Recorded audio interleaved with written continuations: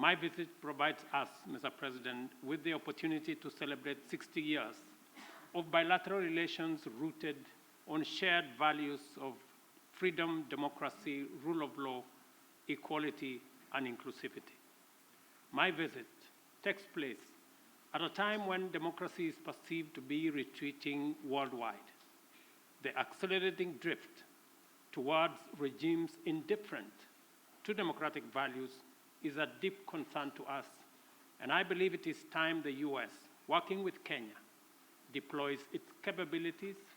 and rally like-minded democratic countries to set up the course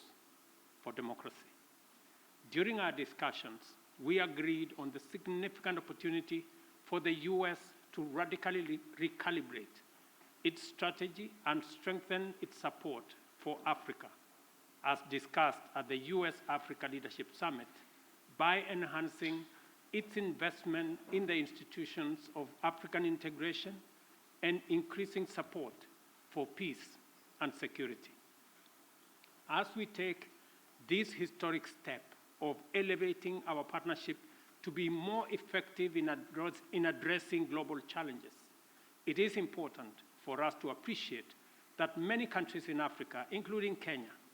are struggling with an overwhelming convergence of multiple shocks, including extreme climate events,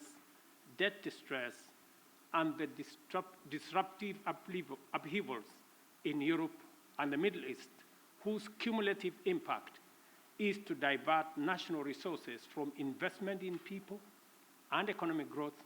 into managing climate-induced crises and servicing sovereign debt. For this reason, I have underscored the imperative for our partnership